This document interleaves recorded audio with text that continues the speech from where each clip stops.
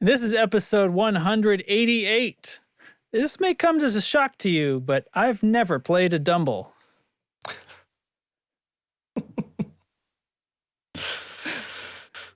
I should have thought of something. I don't know. That'll do. Yeah. Feels like I'm a mediocre podcaster. Perfect. Welcome to the Tone Control.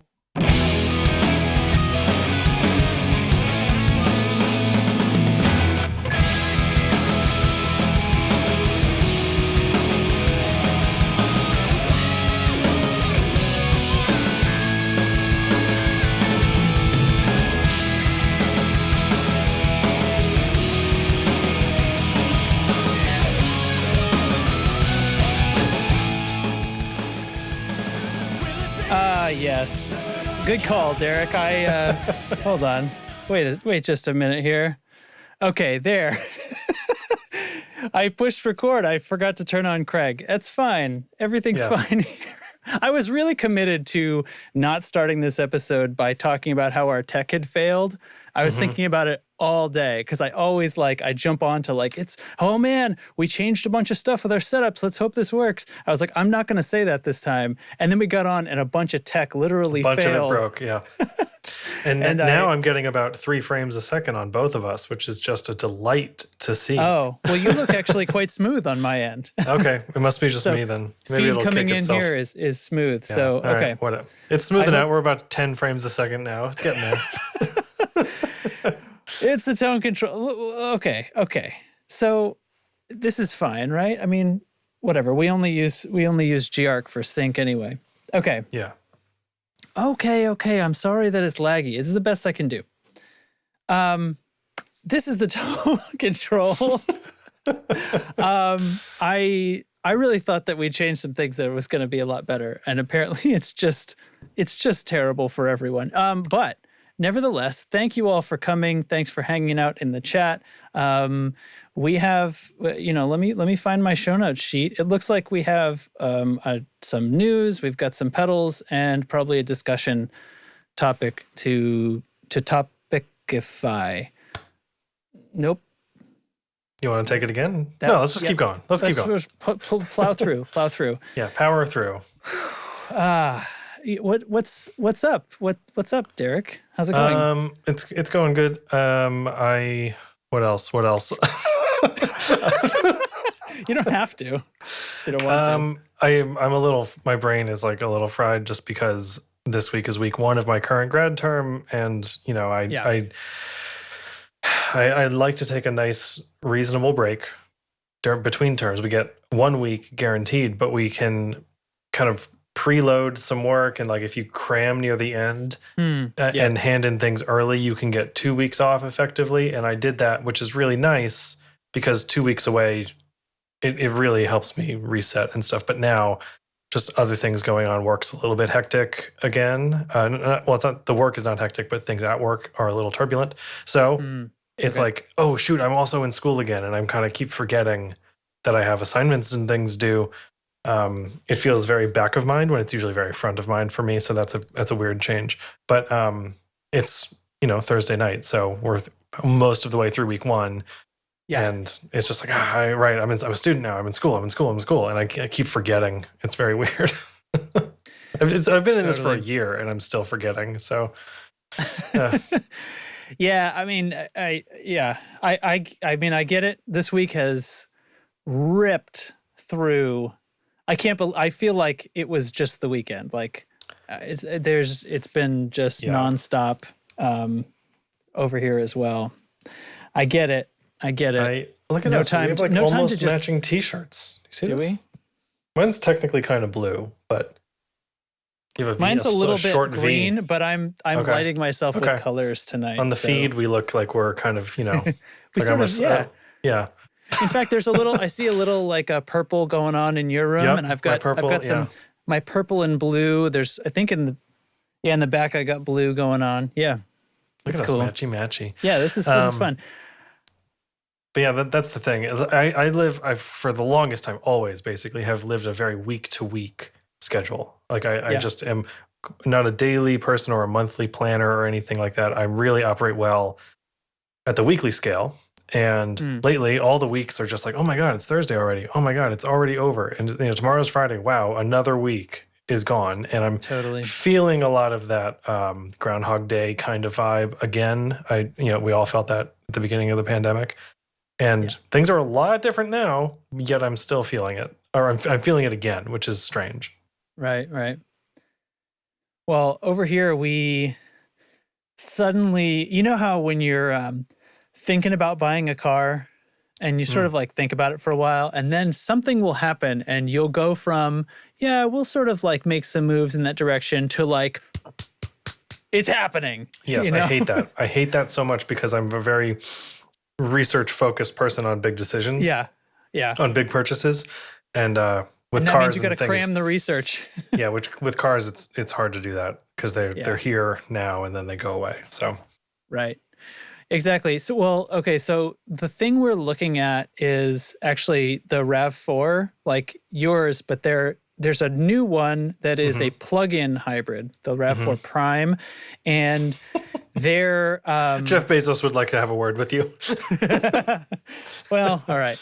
Yeah. So they, well, not with me. They can call Toyota if they want, I guess. Yeah. The thing about these cars is it would probably be not that hard for you to get one of these cars, but they're really only available on the coastal states because the something about the way those states are doing emissions laws, Toyota is prioritizing them heavily. Like, in fact, only recently did dealerships out here get their allotment of 1, 2 only if they're a major metropolitan. Yeah. Wait, I said it right the first time. Okay. You did, yeah. I thought. Are you okay? If they're a Neapolitan dealer, okay. So anyway, these are hard to get. We're literally looking at trying to like buy one from like a New York dealer and have them freighted to us.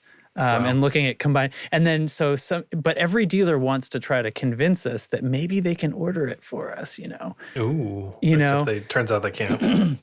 Except turns out when you finally talk to somebody who is being honest, they can order whatever they want. They're not going to get it this calendar year, and it's a maybe about 2022, about any of their orders being fulfilled.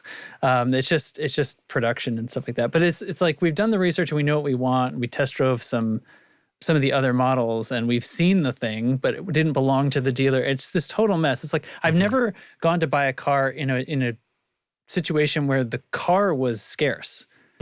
That's not something that I thought about, but it is. So it's not that we're in a rush. We were in a huge rush and then we figured out literally what we wanted. And now it's like, we're sort of on the lookout, like scouting, is one of these going to pop up and can we put a deposit on it? Because it's like going to come in a couple of months. Yeah. And like, there's still a few that are kind of like keeping us on. We actually put a refundable deposit on one. It's not exactly the one we want and it's a few months away.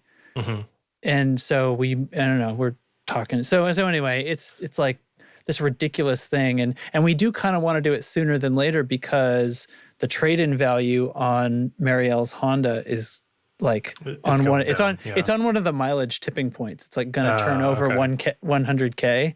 Yeah. And so we're kind of trying to get this done before that. Cause like it's a lot of money and we've got it figured out. Yeah. Like we save money a lot effectively. And so we can flex our muscles at times like this, but now it's like, shoot, I'm normally the type of person to walk into a dealer and be like, playing the games with them where you pretend you're going to finance the whole thing. And then you're like, oh, and my down payment is 50% of the car. You know what I mean? Like, right. And their jaw drops, like they're so mad. But anyway, so yeah. So anyway, that stresses me out. I'm stressed out for you just because like, oh, I didn't mean to do that. No, like that kind of thing. Like I would not do well with that because I hate that sort of, if you don't get it, someone else is going to buy it out from under you immediately. And then you're back to square one. But, it worked out for us. Like it was sort of, we didn't need a car, but it was like kind of time for my old car. We talked about this at the time, but we wanted a color. And like, this is the thing, when you're spending so much money, I've said this about guitars too. You want a certain configuration or a certain color or package or whatever. You want that one, and you really want your money to count to going to the thing that you want exactly. So then when there's like, oh, there's one for sale, let's go get it, but it's not the color I want. Well, that's a bummer. I'm going to spend a lot of time in this car and a lot of money on this car. I want to be able to like enjoy the whole thing about it. So, right. Yeah. Well, because it leaves you of two minds, because on the one hand, it's like the color shouldn't be like, I'm really buying this whole thing. You know what I mean? Like, why am I going to quibble about, is it the red one or the blue one? But then on the other hand, if I'm going to pay, I mean, this is by tens of thousands of dollars car. Yeah, this is by a wide margin the most expensive vehicle I will have ever purchased. But I mean, we're in for the tech. You know what I mean? We're in with this is cutting edge stuff, and we know what we want, and it has like, we basically want it with all the appointments, because I don't want to spend $48,000 and then go, oh man, for another $1,000 I could have gotten the heads-up display. Yeah, you know what I mean? And it's like, normally I'd be like, well, that's opulence, but it's also like, you know, less than. It's like 2% of the purchase. But anyway, this is okay. Enough about cars. Am I right? Yeah. I still love my RAV. We have the new RAV design, and it's the best thing. You were in it. That's still the design, by the way. Yes, I know. Yeah. And we have a 2019. Nice. The plug-in one wasn't available at the time. I didn't even know they were going to be making one at the time. We do have a regular hybrid, which I adore. Yeah. It's wonderful. Yeah, it's very good. The plug-in will run about 42, 44 miles-ish without consuming any gas. So that's going to be, as a daily driver for Marielle, that's going to be no gas all week on most days. So I do want to end this story by saying we did get the color that we wanted. Yeah. So it's great. And we will too. I've decided we're not going to settle. Like we'll just keep poking around and just ride it out. But because we're not going to buy. We'd accept one of two colors, and we're not going to buy if it's not one of those two. Yeah, so. We got the one we wanted, and I'm super pumped about it. In fact, I only have seen one other RAV in our color ever since we've had it, which is great. People stop me at, like, when I first got it. So, we should start this podcast. Cool car. But so when I first got it, I was driving home from work, and somebody like flagged me down at a stoplight and was like, "What color is that car?" They were like really aggressively like I thought I had a flat or like I had cut them off or something, you know. That's a beautiful color. That's a beautiful goddamn color. Anyway, want to start the show? Yeah, so thanks to Pedal Genie for sponsoring the tone control. Visit pedalgenie.com and start your wish list today. Let's play a sound here, and then first of all, I think first things first. What's this news? What's this news about the Tone Control podcast? Are you playing a sound first or after this? I don't know what you just said. I think I did. I think you're right. I think I did. Well, I did. You guys not hear the robot speak? No, I did. Oh, okay. The tech crap. Okay. All right. No. Okay. Chew on this. That's mega loud.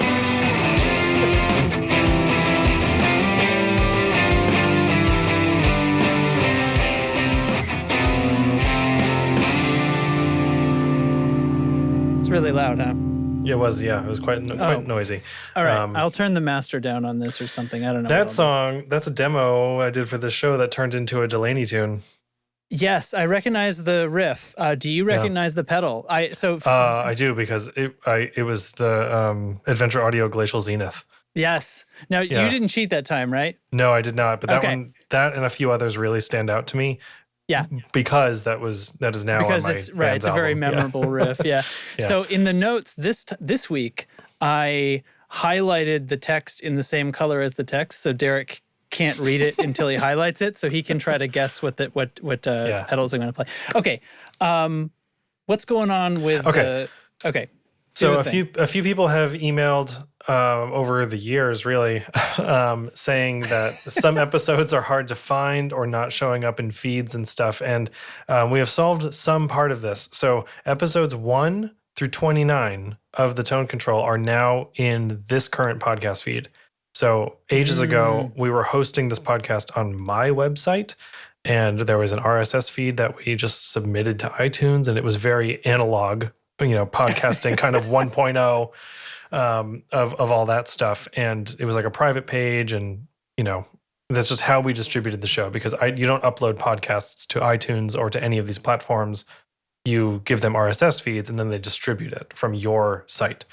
So I went back and pulled 1 through 29 because those were the ones that were the most problematic from like a Dropbox sync or something like that before we migrated to Anchor, and before we changed a few other things in between Squarespace and Anchor. So anyway, 1 through 29 are now in the podcast feed. They are backdated to their original dates, or the weeks that they came out. I didn't go totally granular with the dates, but they're in there. Scroll all the way down and you'll find them.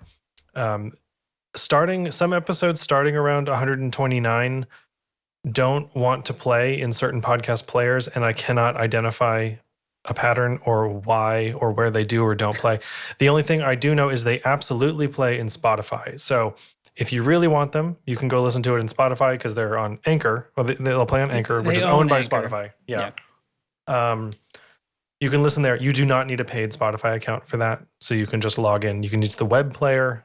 And now all legacy issues of the tone control are available for your listening pleasure. Nice. So yeah, we were bad at this. We're pretty bad now, but we were bad. they're also there. If Anchor existed, you know what I mean? Like tools have come a long way. Yeah. We've been doing this for 8 years or so, and it's things are a lot different now. People talk to me about like, how do I start a podcast? Like what, you can help me with the audio, but how do I get it out to people? And I was like, well, there's literally one site. You're going to drag a file onto it. Yeah, Anchor was a lifesaver.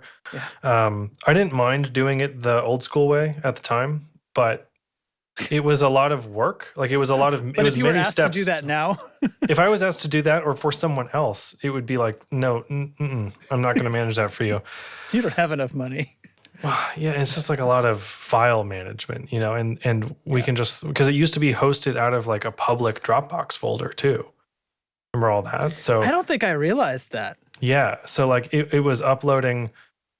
It was, I put it in right, a few places. The only thing that was actually on your site was the RSS feed, which was then pulling from a storage space. I think it was something like that because there was a storage limit on Squarespace at the time, but now it's all Anchor all the way down. So nothing to worry about there. Just go to Spotify, go to wherever. 1 through 29 are definitely new in the feed. 30 and forward had been there, but they were spotty as far as like availability to listen. But okay. Yeah. That's exciting. I feel good about having that done. It was kind of always in the back of my mind as something that was like, there's these like lost episodes kind of thing. So right on. I just realized that I read the note sheet too quickly earlier today and didn't prep a sound for this next item. Because it's once again like not a news item. So now you get to tell me, what do you want to hear? I might have added this after you did that stuff. That might be my fault. That probably. Oh wait, I know what I want to play. Oh, never mind. This is a left. Okay, I'll just play the left side of it. This is fine. Everything's gonna be fine. All right, here. This is some classic tone control. Oh, I'm ready. Yes.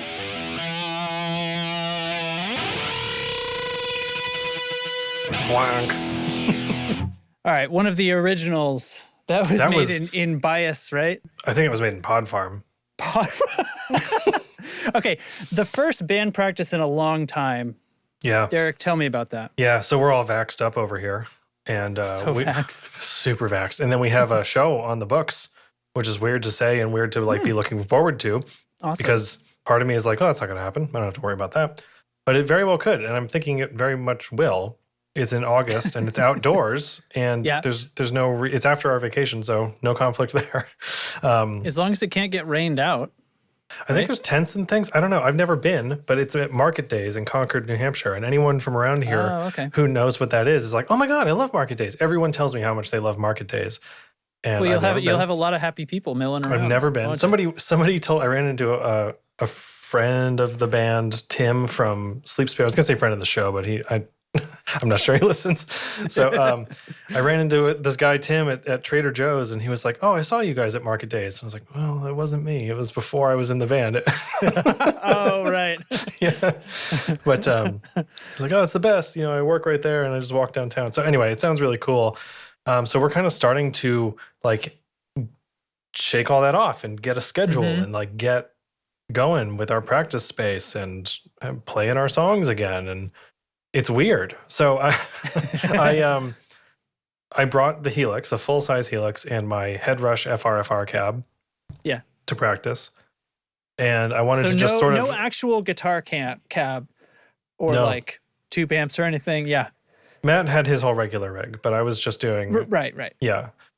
I was set up in a fraction of the time, which was awesome. Actually, that's even better. Sorry to interrupt. That's even better because now you're literally head to head in the same room, right? So if there's going to be a difference, it's not one you're going to lose because, well, I just didn't bring it that day. So, you know what I mean? So that was part of the reason I wanted to check it out. And I knew worst case scenario, if it wasn't loud enough or whatever, we could put it through the PA and it would keep up just fine. So I was like, yeah, let's just try it. And it's a first practice. Nothing really counts. We're all bad at our instruments again. And who cares, right? So if it sounds crappy, then whatever. Yeah. It did not sound crappy. It sounded absolutely killer. And the operation of it all was basically like getting an entirely new guitar rig and knowing how it works, but also forgetting how I have it all organized and set up and like what I want my drive staging to be and all this other stuff. All these things that I set up here going through studio monitors is not the same as going through an FRFR cab at a super loud volume. Yeah. So playing, for one thing, like all the other factors, playing standing up for hours at a time, playing really, really, really loud for hours, earplugs, other band members, cymbal wash, all that stuff I had forgotten about or just had gotten away from me because it had been so long since a real practice. So it's hard to factor if it was like my guitar and tone and Helix stuff felt weird or if it was literally everything else contributing to feeling weird in that moment. I think it was just all of the things together, but it's all things. So what I did was I set up all of our songs as presets in Helix with dedicated BPMs, which is why I went with individual presets per song. There is some DSP latency when changing presets. So like there'll be a pop or something if you were currently playing and there's like a little bit of just a few like milliseconds of a gap while it changes over the DSP. But in between songs, it doesn't matter because you just scroll into the next bank and off you go. Right.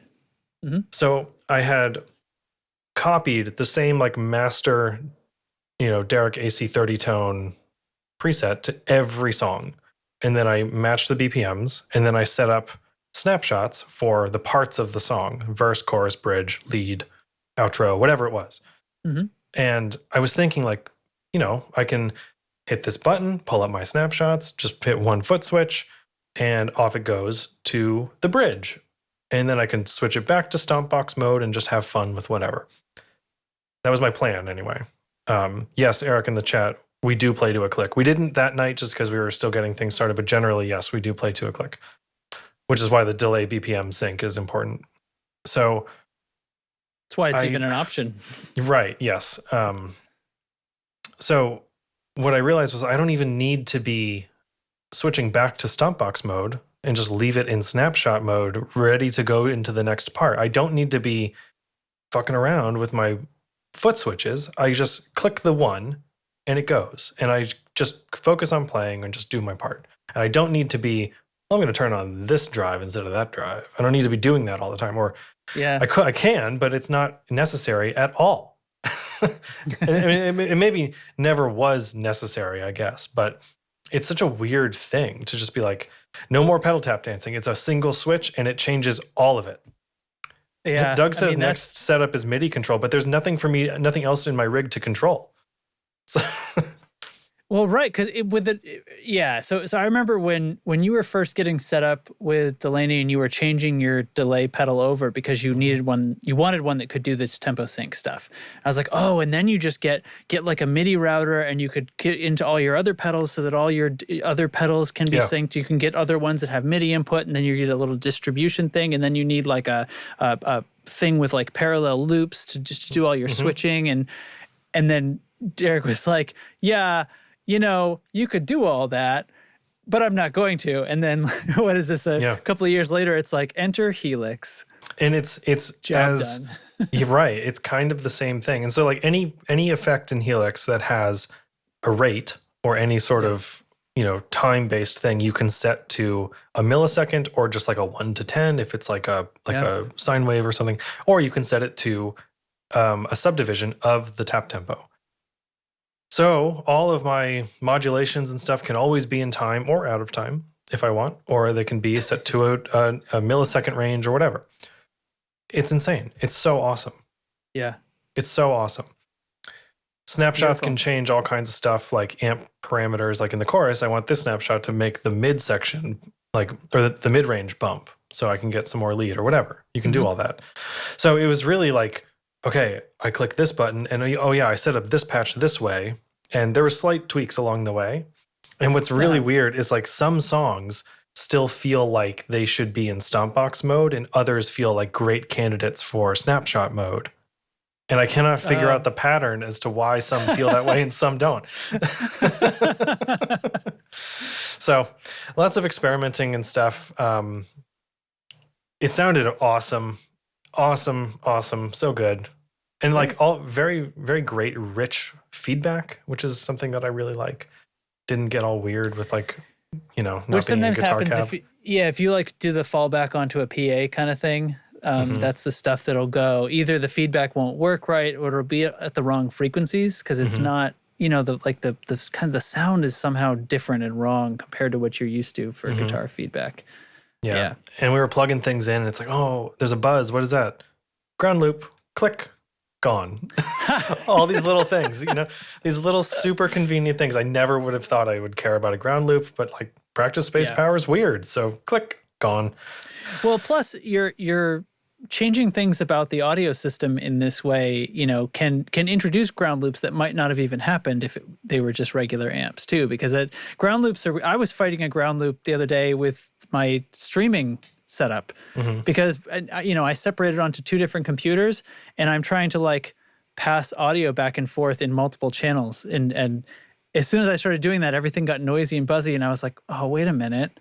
I'm a professional audio engineer. I should know how to solve. Like, I know what I just did by accident here. I just literally made a loop out of the ground. Like, of course I did. You know what I mean? I plugged headphones into this, and then that computer went to that, and then that computer goes back to the first one. Well, of course, there's a ground loop now.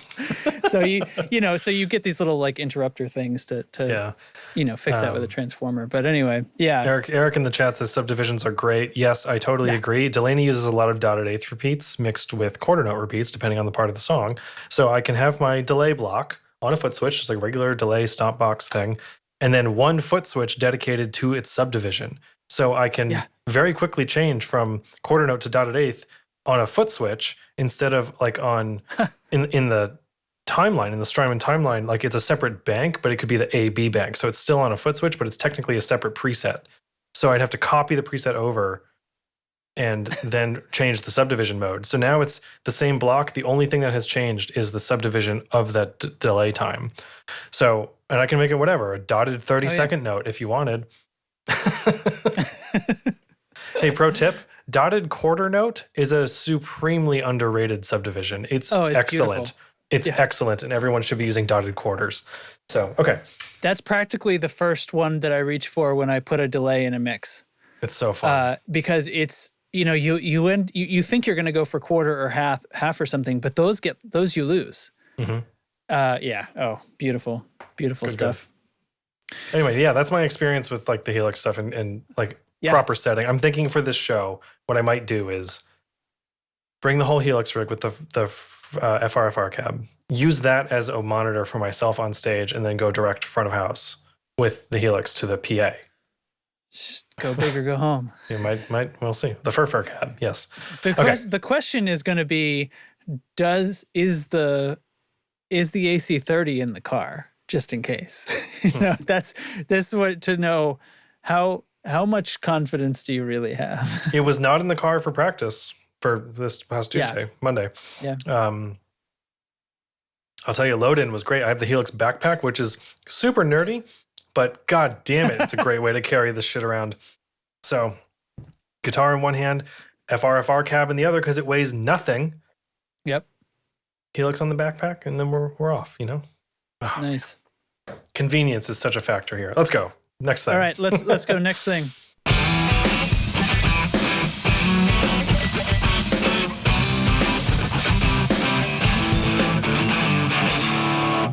That's a Justin demo. That's a Justin demo. Do you have any idea what it is? It's not one of yours, so I don't really expect you to. Kettle and Bread SF6. No. A very specific and weird guess. Yeah, I don't know if I ever played that pedal or know what it is. The Butah from CMAT. Yeah. Yeah. Just to drive. Okay. So what have we here? We have in episode 186, we talked about the EHX expression stomp foot switch controller thing. Mm-hmm. Old Blood Noise Endeavors has created the actual one of those that you want. They fixed it. They fixed it, yeah. So this is a way better version of that thing. It sets 2 expression settings and lets you move between them either in one motion, A to B, then to A, or as a continuous LFO sweep. Okay. Oh, right. Okay. So the EHX one was just a click. You go from A, click B, click A, click B. Yeah. This one will oscillate between A and B, either on a triangle wave, smooth and just back and forth between, let's call it like rate on a tremolo, just for a good, easy example here. So it would slowly ramp up to A and then slowly down to B and so on. Or you can set it so it is a square wave where it just oscillates hard between those things. Yep. On a rate knob, like there is a rate knob on the expression ramper. Right. So you can choose how quickly it changes to those settings. Or you can set it to A into B and then it stops. And then you click it again and it goes B into A and then it stops, which is the EHX version, basically. That's what theirs did. I don't think this text is going to be readable on the stream. But, so yeah, that's awesome. So I see one knob and then the other switch.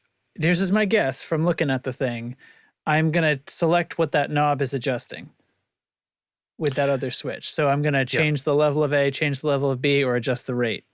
Yeah, so awesome. You set your A parameter, which is like depth or rate or whatever on the other pedal that it's controlling. And you just do it by turning that knob. Then you click down to B, and then you set the B range, which is like your min-max, basically, on that whatever parameter. The other end of where it's going to sweep. Yep. And then you click down to rate, and you choose how fast it goes in between those two modes, or between those two parameters. Yeah. That's awesome. So that means it has to be like a digital... Yes, it is a digital encoder control, which is great. And they give you instructions on how to pair this with pedals from other manufacturers. So they're not like, oh, this only works with Blood Noise pedals. Right on. And then, that's the right-hand side switch, the little mini toggle. Then the left-hand mini toggle is your wave shape, or like how it arrives at that destination.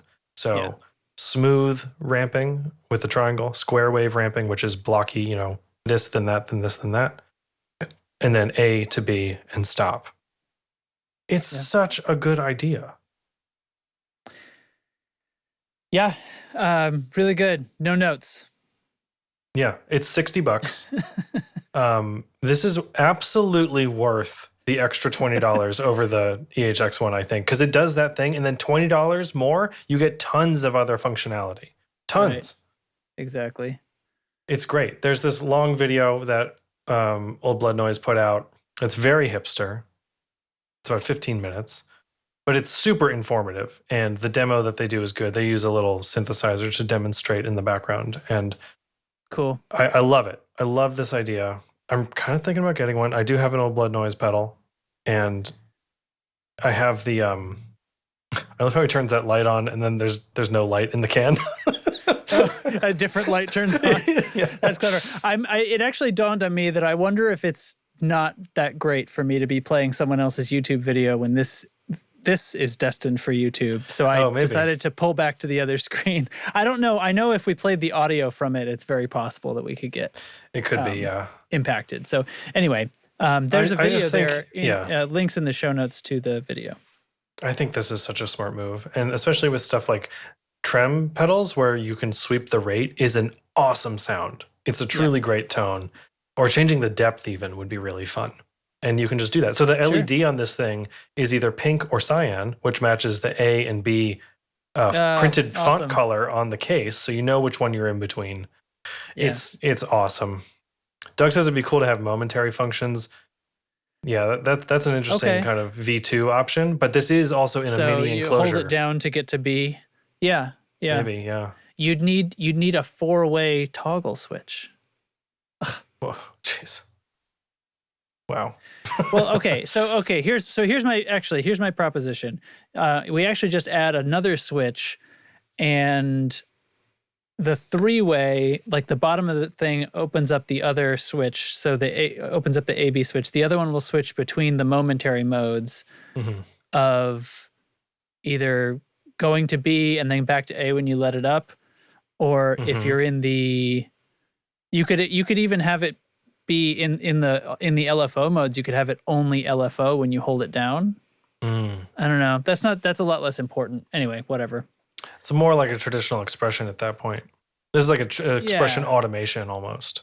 Yeah. Anyway, good. Yeah, they have another thing, one. Yeah. They have another utility expression thing called the expression slider, I think it's called, where it's a little mini case like this, and it's got a fader on it, like on a board. And you just and they get really nerdy about how it works in the video. They're talking about resistances and how the slider works with like the TRS connection and all this and that. Very cool. Also very hip and long, but it's super informative and very technical, which I appreciated that. So yeah, $60, get it. Cool. It's kicks. It sounds great. It's just great. It's just great. Okay. Hey, guess what's next up? It's gonna be Pedal Genie. Is everybody ready for this? Yeah, I don't think that you are.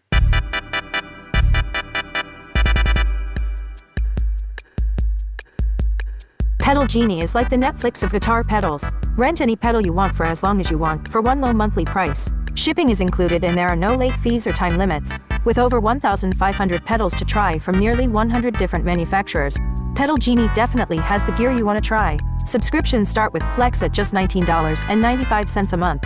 Try out one pedal at a time for as long as you want. Send it back when you're ready for the next one. For only $39.95 a month, the standard subscription includes shipping, so you could have a different pedal every few days. If one isn't enough for you, Pedal Genie Pro gets you 3 pedals at a time for only $64.95 a month. Shipping included. There's a subscription for everyone, and best of all, your first month is free. If you find the pedal of your dreams, the one you just have to keep, Pedal Genie will offer you a buyout option. Prices vary with the length of your membership and the type of pedal, but you'll definitely get an awesome price for the pedal in your hand. So head to pedalgenie.com to fill up your wish list with pedals, and they'll send out your first pedal ASAP. Pedal Genie, all your pedal wishes granted.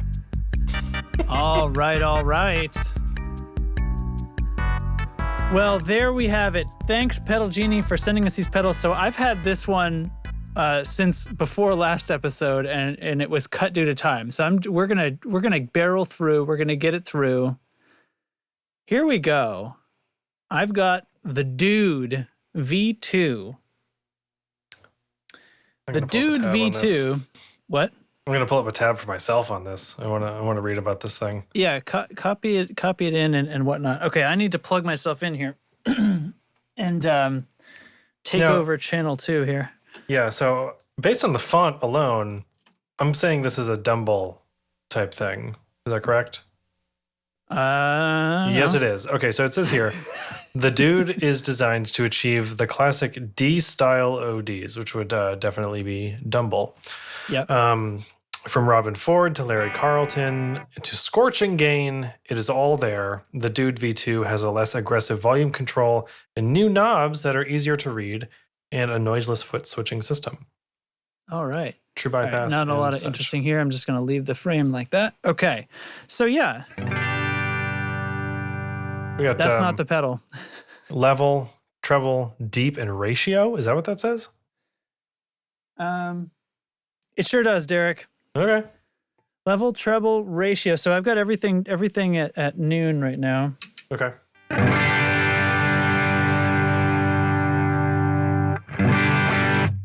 Cool. All right. All right. So I need a little more level for that amp. So. Whoa. Okay. So I yeah, think Discord's doing the thing. Did you change your thing to not have that Discord thing happen? Let me just check my Discord settings. I have, yeah, I mean, I have it in gate mode and noise. Sounds phasery, but. Okay, let me turn off the noise reduction. Noise suppression and noise reduction are off. Does that seem any better? Seems a little better. Okay. Yeah, okay. Okay. All right, so with that stuff off. I just pulled up the manual. I was going to say ratio blends the gain with the clean signal. Really? Okay. Yeah. Let's check that out. So obviously the treble and the deep control are what you think. They're tone controls. Hey. Right. So, oh yeah, look at that. I just mixed out the pedal. That's interesting. So there aren't very many, excuse me, there aren't very many drives with a mix control on them. So the Klon, famously, the drive control on a Klon is actually a clean blend. Oh, I just learned that not that long ago. And also, shit. Yeah, hang on, there aren't that many. BRB. All right, I'm gonna play this. It's just here on a shelf in my office. My Walrus Audio Ages has a blend control on it, and it's awesome for literally blending other pedals. Like that's what it's for. So, drive pedals that you want to stack. It's so good. It's so good because you get way more character of each pedal that way. Yeah. Anyway, continue. I love it. All right, so obviously I can blend it all the way out or blend it all the way in.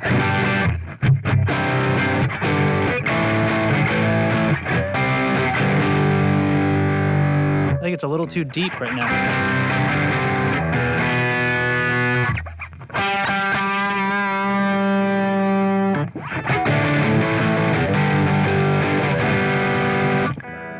Cool, man.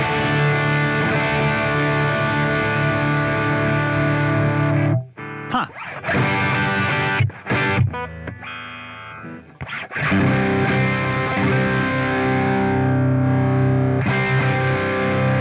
I like it a lot better when it's not dimed.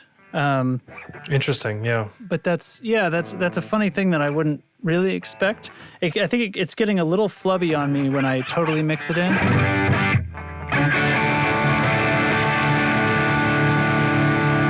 Was that a D chord you got there? That sounds like a D. That sucker's a D, Derek. Lay it on me. That's a G right there? That's a G. Oh, shit. A? C. C, damn A. All right. Yeah, I like the mix on this. Plays like you started. That's the big thing with the D things. Yeah. How does it? Well, he's asking how does it feel under the fingers? Like that's the thing about Dumble style overdrives. I think that's why it needs a mix. I think I mean, I've never played a Dumble, but like when I pull it all the guess what, guys? This may come as a shock to you. I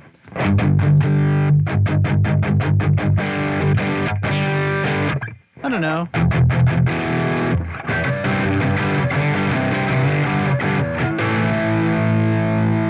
I don't know. It's all right. It's all right all the way mixed in too. It's I don't know what to say about that. How's it feel under the fingers? I don't know. Feels like I'm a mediocre guitarist. What do you want me to say? I like the way it's muting. I like that feel. Some of the full-on chord things, I just want to mix it back down some. And it's funny because like my clean that I'm playing here is really not anything. It's just very, very light. There isn't a lot of any extra bottom being added. This thing has loads of bottom. I really have to pull that deep control way back to get it to sort of rebalance to where my clean tone was. I think it's doing a lot on just a few controls. It definitely has its sound. So Eric is requesting a weird chord. Oh, for fuck's sake. All right. Like a major seventh or something. What? Wait.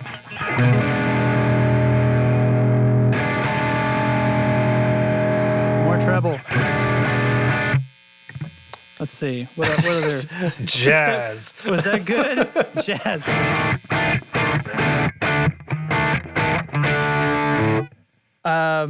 Yeah, I mean, what? Is that I just okay? remembered something. Shoot. Okay, I'll tell you later. Okay. I'll tell you when Wait, you're done. Yeah. What? Okay. I mean, I'm good. I think this that's pretty good. I'm not gonna keep belaboring the point. I think it's cool. I don't have enough experience with this kind of thing to really compare it. I kind of wish, if anything, we could have had. You remember which was that other Dumble pedal we had? Anyway, I don't think we tried the overrated special yet, but that is a new one. There was one from many moons ago that I really like how the demo came out. I use it pretty regularly, but it would be interesting. That would I think be interesting, but I can really only evaluate this in like a against nothing kind of like it's cool. Like when they say it has tons of gain, like I'm not, it's not like heavy metal gain, but I mean it's a distortion, sure, Yeah. Yeah. Yeah. Maybe into a crispier amp, it would open up differently, but it could. Yeah. I mean, well, I suppose if we're sitting here, I could use it. So let's see what this. All right, so like a dirty plexi. Yeah.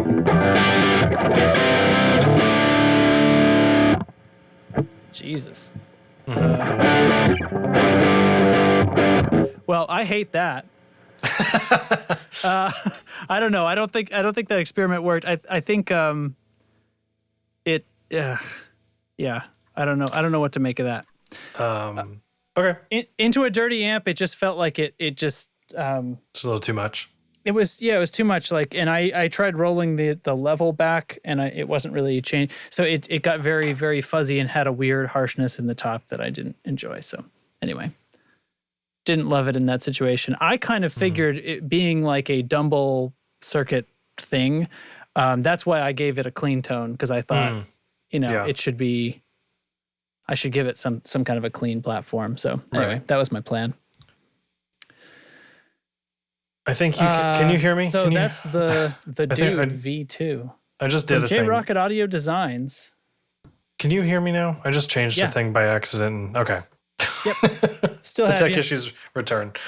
Still recording on your end? Yeah. Oh, yeah. It was just a Discord problem. So the thing I realized, I don't know if you know, because you may not have been in the stream at the time, but I did promise people that the demo I made for the last live stream we would play in this episode. Oh, yeah. And I don't know if you happened to be in the chat to hear that, because I totally forgot to tell you in real life. So, so it's okay if that's not done, but we can maybe get that ready for next time. No, I can pull it up right now. Remind me what pedal it was? It was the Beatronics Octahive.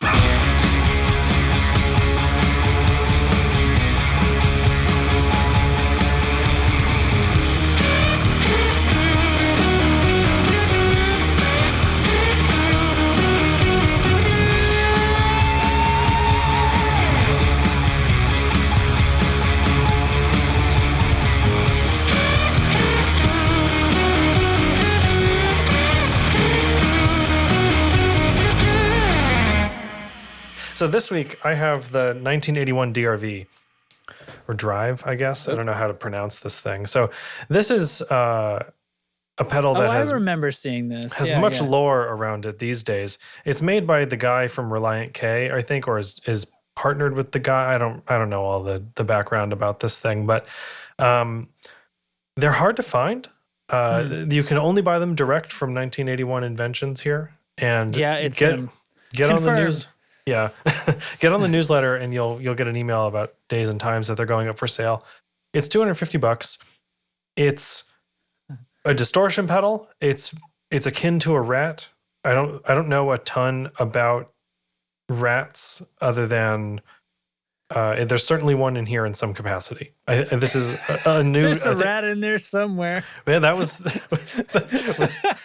That was a contender for a title at some point, but there's a rat in there somewhere. So it's got controls for drive, cut, and volume. And every now and then they do super cool color runs. The number 3 here that you're seeing, the gold, blue, and red is the current standard model. There's also a full black option. If you go like, think about the top, there's like a next button on the top right, maybe. Ah, there is. Click that, and you can see the blackout edition, which I really dig. Ooh. I like that a lot. The matte black case with the gloss black lettering. Yeah. I think is a sharp look. The one I have here, I just threw into the chat, is like a powder blue. You get a pin. The one I have is like this powder blue with white. You can get all this stuff. Yeah, just throw the logo on whatever. Powder blue with white lettering. It's a gloss paint job. It's cool. A lot of people really love this pedal, and I've been meaning to try one. I almost bought one sight unseen not that long ago. Matt and Delaney use this one. A lot of people have one. Here, Eric in the chat has one. I think I can show. Here we go. Hey, that's the one I have here. Derek's. That's the one you're listening to now. So, you guys hear that? We can. Good. So this is my kind of regular AC30 tone. I'm actually running the HX Stomp tonight, not the big Helix. Okay. Yeah. So this is the DRV with the drive and cut at noon and volume up a little above noon.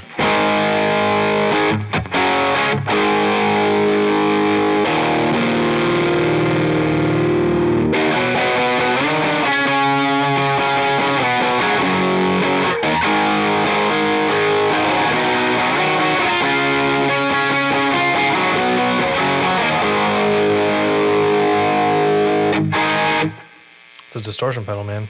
Yeah, it is. Real Cuts. crisp. Of course, well, we're always fighting a little bit of Discord's nonsense. I think they added.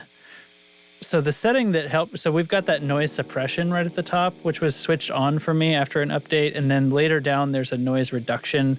I don't know if any of that is switched on for you. I just turned that off. So let's try again. I can hear that. Yeah, because it was not cutting out. But anyway, the recordings, the playback will be good after the fact. So yeah, that was my tone it's knob. I turned down, not my volume knob.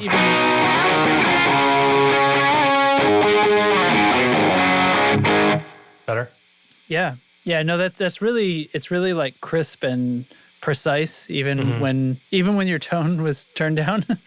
Yeah. The more I get into drives of various types and stuff, when I started playing guitar, it was like distortion pedal, period. Overdrive is lame because it's not as high gain. You know, it was sort of not what I was into. Nowadays, I am stacking overdrives way more and getting lots of different textures and stuff. So distortion pedals are few and far between in this house and not really something I pay a lot of attention to. But it has a lot of, like people in the chat saying, a lot of high-end information. There's a lot of sizzle that goes on with rat-type circuits, and I don't know if I'm always about that. But this has a cut knob, and right now it's at noon. So I can just cut some more, and we'll see what that does. Yeah, I mean, so far I really like it a lot better than this one I had. But I like, dealing with that is easier than dealing with it's muddy and it's got too much bottom for me. Anyway. Yeah. So this is darkened up a bit. But it's still not falling on its face, No, and I mean, I didn't change the drive control. People talk about rats being able to get kind of fuzzy, which I think is really interesting and weird to want to do with a rat. But let's try It's probably because they have so much treble in them, This is the drive knob maxed up. Okay.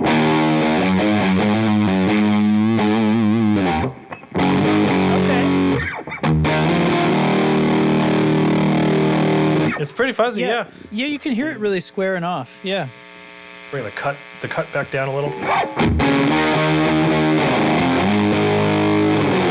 Yeah, I don't love it, but I don't love that like fuzzy gated thing with this pedal.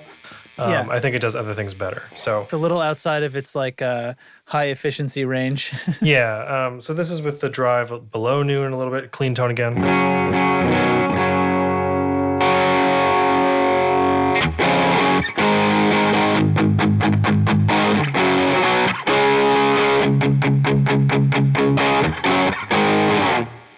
Yeah, sounds like good, the 80s. good sounding pedal. Yeah, I've got a Klon type pedal here. See how that stacks.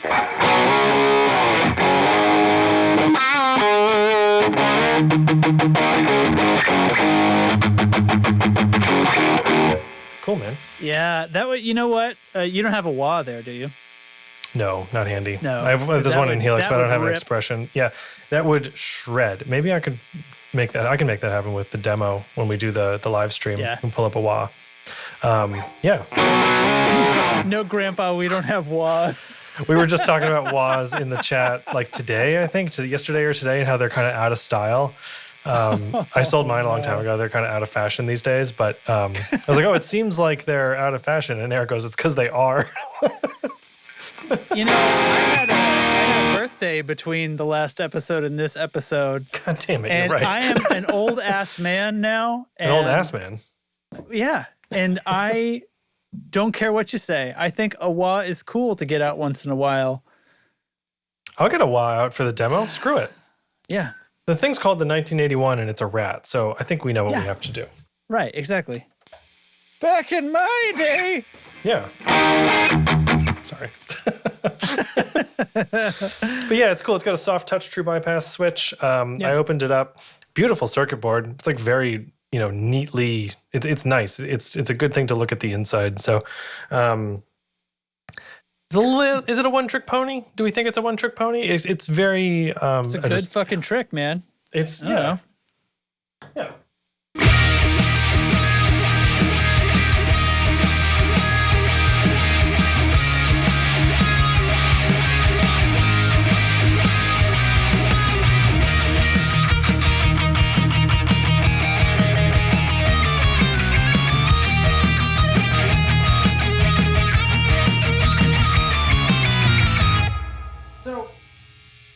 It's the let me put my stuff on mute here. It's the 1981 DRV. Yeah, you can get it in poster form or drinking glass form. You can get it as a fucking lunchbox. You can get a T-shirt. Let's see, zip hoodie. Oh, that's the end of the line. Yeah, that's the end of the line. So those they are make all two the pedals and a forms. bunch of merch. 2 pedals and a bunch of fucking bullshit merch, and I don't know. The pin's sort of cool. The pin is cool. Enamel pins are invariably cool. Mm-hmm. We'll leave. Yeah, it's not really a one-trick pony. I'd say it's probably got like 3 or 4 good tricks, and yeah, I like it. It's one of those things that I think if it wasn't $250, I would love to have in my roster. Maybe. I sort of feel like about the rat. I feel like when I was a kid and I was discovering like what distortions were, and there were certain ones that weren't just like the one from Boss, you know what I mean? Mm-hmm. Like it was like I was at that point where it was like, wait, there's more than just Diodario pedals, Yeah. And so it was like, well, there's the rat and there's the Big Muff. Right? And I didn't know anything. It was like those are the things, and I went Big Muff. And I think I should have gone rat, and I think I would have been happier. Mm-hmm. I never really liked Big Muff. And it made me think I didn't like pedals. Oh, and interesting. that's like a back of my mind thing that I still deal with. We've been working with Pedal Genie for all these years, and the whole time I've been like, working my way out of, but real distortion comes from an amp, Derek. Yeah. And I mean, that's not like that real distortion doesn't come from an amp, but like, that's the thing. Like I went through, like, I didn't really think pedal, because I thought pedals meant like the Big Muff or something, which is a one trick pony. And I don't know. Anyway, more whatever. so than this, for sure. That was a No, diatribe. I totally get what you're saying. Some hate in the chat for the $250 price tag. The thing is, like, they're hard to, like, there's this scarcity thing, which is, if you look these up on Reverb right now, they're going for over that, $285, $300 sometimes. Yeah. So, and it's because they come in batches, but honestly, they're not that hard to get when he releases a new batch. Like, I got an email, he says, you're going live tomorrow at this time.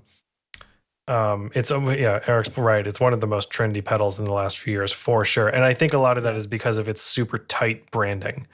It's got this like It's the 1981, and it's probably a rat, but I think you're buying the aesthetic to a large degree here. Anyway, I'm curious. I want 1981 to make other stuff also. I don't know if they ever will, but yeah, it's cool. I like the limited runs. The limited color options are really sweet. It kind of keeps them collectible and makes it interesting and sort of unique to you.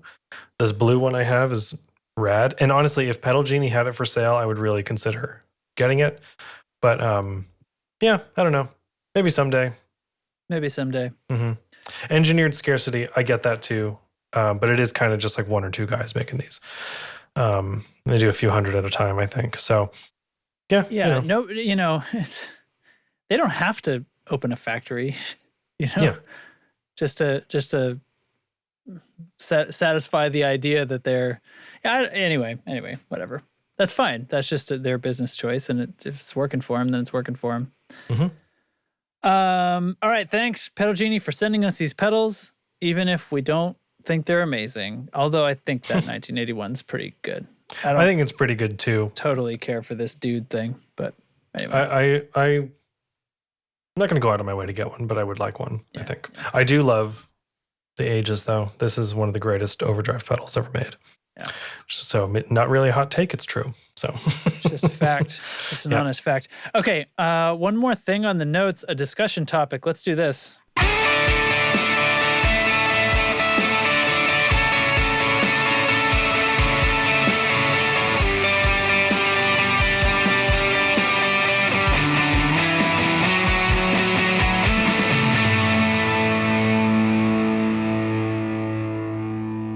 So that was one of yours. It's the Dover Drive. I forget who makes it. It is the Dover Drive. Love Pedal. Love Pedal, right. They make good stuff. Yeah. So, okay, yes. In the chat earlier this week, we were talking about, was it last week maybe? I can't remember. It's been a weird week, guys. I think it was this week. We were talking a little bit about headphones and computer monitor, or not computer monitors, oh my God, studio monitors. And we can talk about computer monitors too if you want. Yeah, we could. And just about how when you get a new pair of headphones or whatever, what do you listen to? How do you try out stuff like that is your main listening device? How do you do it? What do you listen for? What do you listen to? And what do you do with that information? And there were some people talking about some of this stuff throughout the week. I thought it was a really interesting conversation. And I changed my computer speaker setup here a little while ago, and it was it changed. It sounds different, and I can acknowledge that it sounds different. I might even be able to identify how it sounds different, but I don't really know what to do with that information. So what did you change? Well, I had some, just like my speakers here for listening to music and stuff.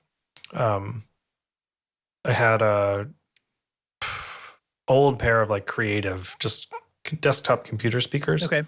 And then in a closet, we actually had a set of Bose somethings, like a 2.1 system. Oh, the Bose somethings are really choice. What year were those?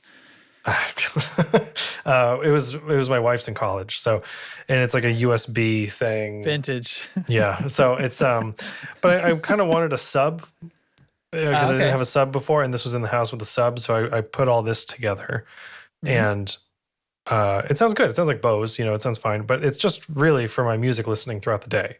So I'm not really hypercritical of how they sound. They are not studio monitors in any stretch. And studio monitors are a thing that I know I would like to get at some point for proper music creation. So anyway,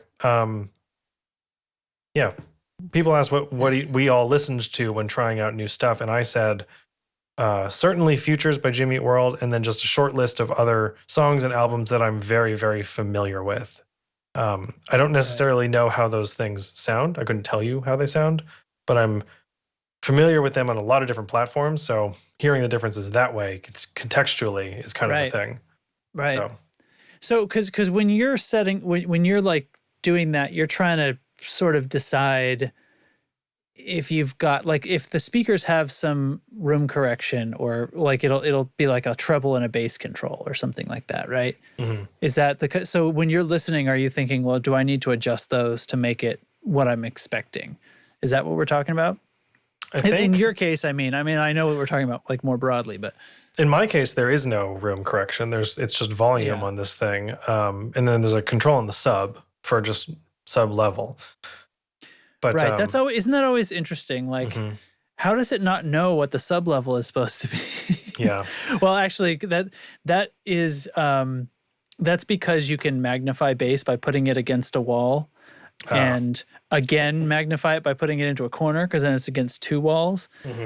So you can dramatically change sub frequency output with things like that. And so like if you had to place subwoofer placement is actually really tough if you're trying to get something that's like truly balanced, because you have to think about phase with the main speakers. The stereo imaging not so much because it's pretty omnidirectional down that low, but like not having like a time delay between the main speakers and the sub, and you might be limited at like where the sub will actually fit in the room. And so if it ends up having to be close to a wall, then you would need less of it. Got it. Yeah, and this is just here under my desk in the middle of the floor, not next to a wall. So I just posted a picture of one of the speakers here. There's just these little, little Bose speakers, and they get loud. They sound full and rich, and they sound like they do have that Bose signature, which I'm not wild about, but I do think overall it sounds better than the stuff I was using. And these were already in a box in my closet, so I wasn't about to go do a bunch of research and buy a bunch of stuff, and Yeah. So, yeah. Well, I mean, so is this like what is the thing to be concerned with here? I guess I don't know. Well, I mean, that's why I was saying like you're absolutely right that like you don't need to do anything.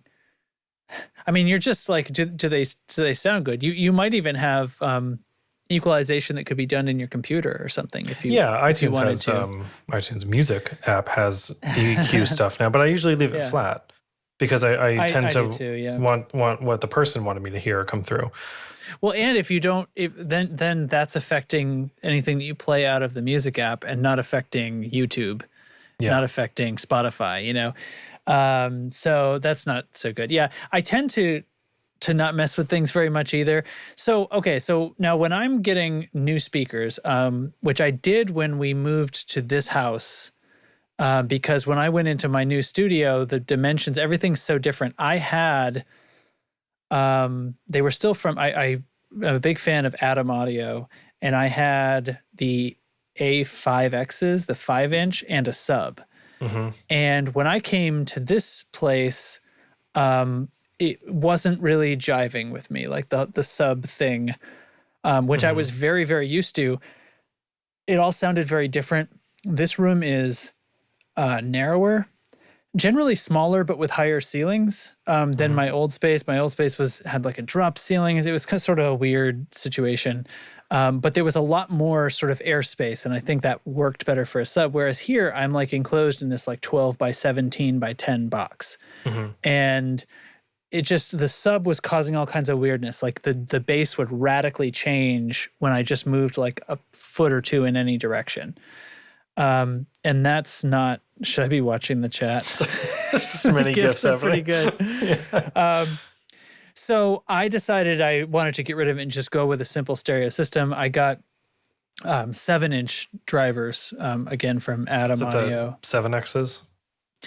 I went with the TV 7s. They're like the cheaper models, and I'm really, really impressed with them. I think these were like, link in the chat. Yeah, these were like half the cost of the other ones. And I mean, on the one hand, like the difference that I can hear, honestly, like I think they've done a masterful job of getting the sound quality up to that level for the price point that they were, which I think was like $500 for the pair, which is insane. Sweetwater has them for what these sound $250 a piece. That's I can't recommend these enough at that price range. I think it's the best speaker on the market. But I can hear, like if I'm not playing music, I can hear just the slight hiss of the amp, which I never ever heard with the A5Xs, the sort of higher quality amplifiers that they put in them and stuff. Okay, but what am I listening for? Like my records that I put on to sort of break in my ears on new speakers are Incubus Science. super old one. Yeah. Which has a 99? very tight, not overly bassy sound. And then, I mean, present bass, but very, very tight, not overdone. 1997. Sorry, I was way Then there's off a on that. lot of Incubus records which have a lot of bass. And then there was If Not Now When, which is a much more recent one. And that one, like, I think is like just amazing. The mix is fabulous. I also pull out like some other kind of more new stuff. I listened to one of the Imagine Dragons records, as something that has like a little bit more of an electronic bent to it. And just generally like things that are, and then I'll pull out, a metal record and let's do something else. Let's listen to Adele. I'll go through kind of a wide range of things, but then there's a few things that I'm listening to, like, am I at least in the ballpark as far as the whole thing? And I think honestly, like some of what I'm doing is tuning it in. Like these have like, with studio monitors, it's not like a tone control. It's called room correction. Cause really, again, what they're doing is they're trying to say like, if they're really close to a wall, you would attenuate the bass a little bit. Because again, just like a sub, that can accentuate it. And it looks like on the backs of these things, there's like was it HFLF? Is that a high filter, low filter? I think high frequency, low. So they're little shelves. Yeah. Little like shelving filters. Plus or minus 2 dB on each. Yeah. Yeah. And then there's also a volume adjustment or a gain adjustment. I can't remember what they call it, but they level. Just level. Okay. Because they're powered, of course, they each have an amplifier in them, and they do like I balanced them, and they're slightly different. I mean, that's probably like one of the things that you wouldn't have to deal with if you bought like a more high end monitor with a higher end amplifier in it. But they're just a little bit mismatched. But that's fine. So I adjusted them, and then it's really a matter of getting used to them myself. So that's why I'm picking out like, and then it's just the more music I listen to, the better off I'll be. And I continued making adjustments on these for like the first month. I would turn up the treater and then I would turn it down again and change my mind. You know what I mean? And go back and forth. But I also placed them like by measuring. Like I started by like doing a tape measure and like, okay, now I have like the perfect placement in my room, and started from there. And then that I adjusted a little bit by little bit. But I'm also listening different than I think most people are. And like likewise, totally. Yeah. I have no idea how I would approach this for headphones, because I've had these headphones since I went to college. These Sony 7506s I've had for almost 2 decades.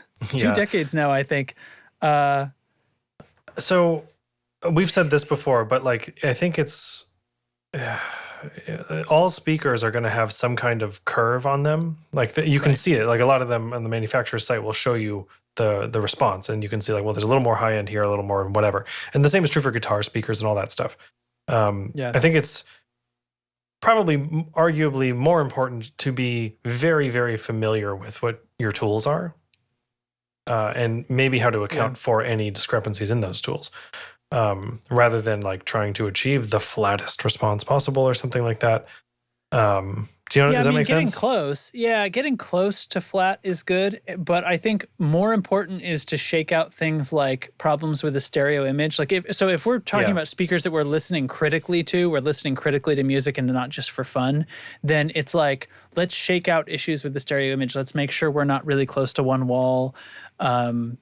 Things like that. Make sure there isn't like a reflective surface here and a not reflective surface on the other side. That's going to cause some frequencies to build up on this side, kind of thing. And then I would just say, like, I guess for that purpose, be careful of subs. There can absolutely work, but it's difficult. And placement.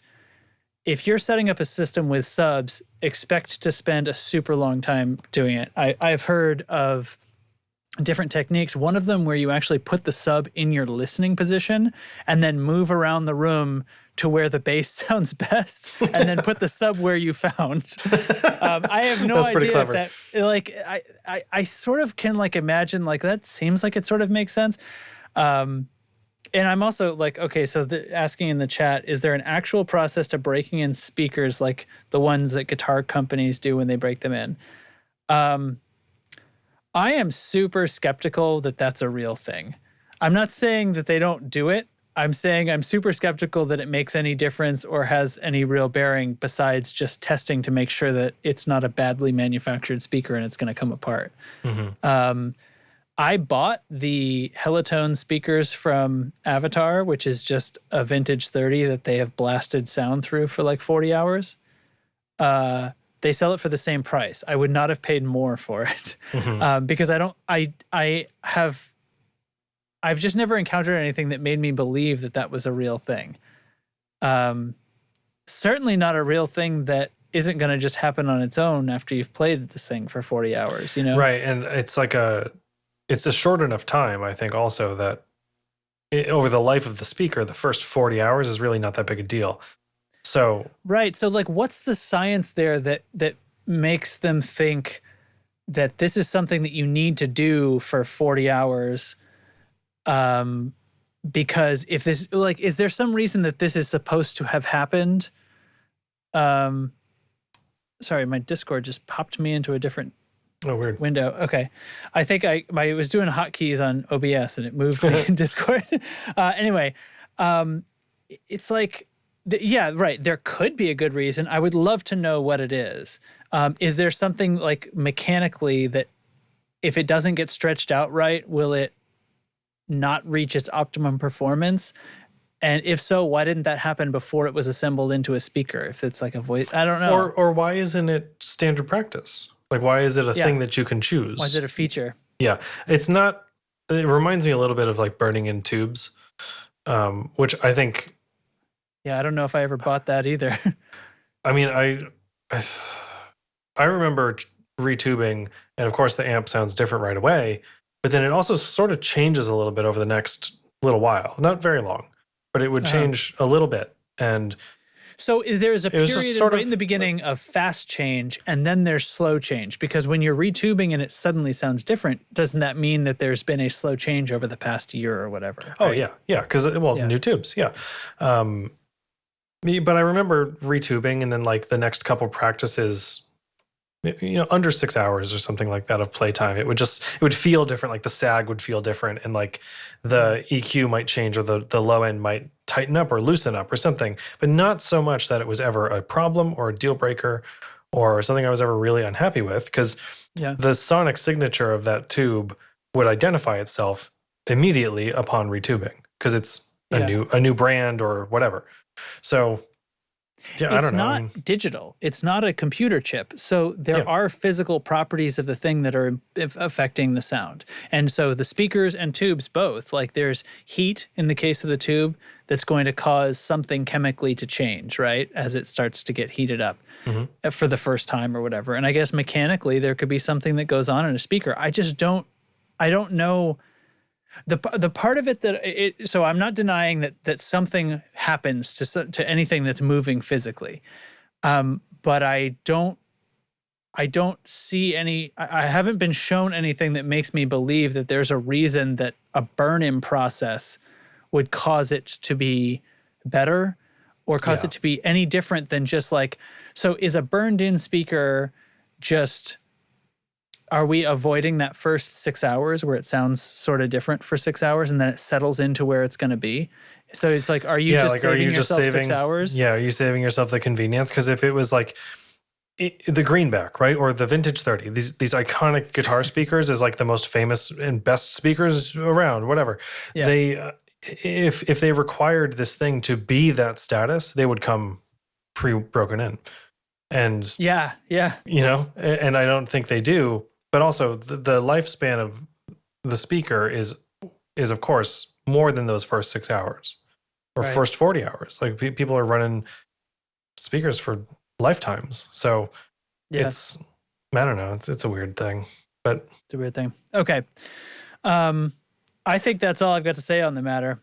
Yeah. I think as far as like, how do you accommodate for new speakers and how they sound, I think it's just a matter of getting used to them.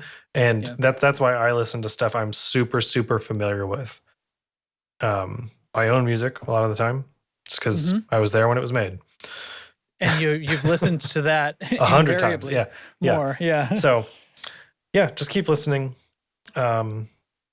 Become confident and familiar with your sounds, I guess, with how your room sounds and how your stuff sounds. So, hey, good going. Good chat. Hey, so then all that's left is for us to do the part that isn't in the notes. So I'm going to scroll down to the previous page of notes. So no, it's all good. Hey, thanks everybody for listening / watching the Tone Control. We would just die of joy if you were to give us ratings and reviews and stuff like that, because it helps and it lets us know you're out there. Word. And you can find us on Discord at discord.io/tone control.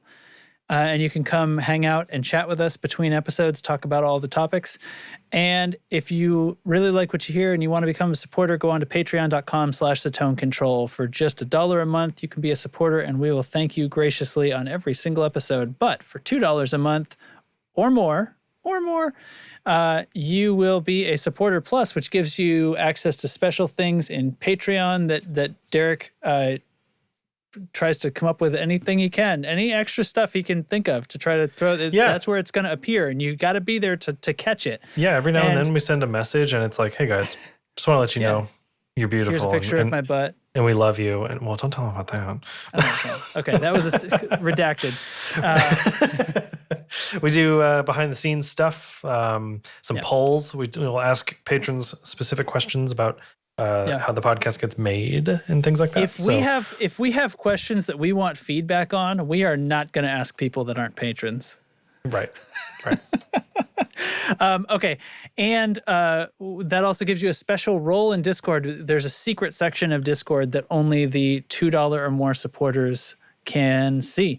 And that allows you to hang out in the chat and lol at us and share your butt gifs. So the supporters at the time of this week's episode were Matthew Fenslaw, Ryzen Wolf, Jamie Evans, Jeffrey Wright, Doug King, Doug Gann, Righteous Ryan Johnson, Steve Huffman, Jonas Sabatini, Eric Garibaldi, Andrew Walsh from Andrew's Alcove, OG friend of the show, Brian Rizzi, Doug Christ of 37 Effects, Sean Wright of Lollygagger Effects, and Brian Gower and Kyle McIntyre of the Tone Jerks podcast. Was it right or wrong? I wasn't looking. It was right. You did it. Yes!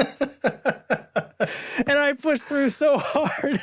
Every fiber of my being was telling me to pause, and I didn't pause. You just plowed right through like it was nothing. Eric's asking for you to say it weird now. Okay. Special thanks to Ewick Garibaldi. That is not what I was expecting, but I'm all about it. I'm here for it.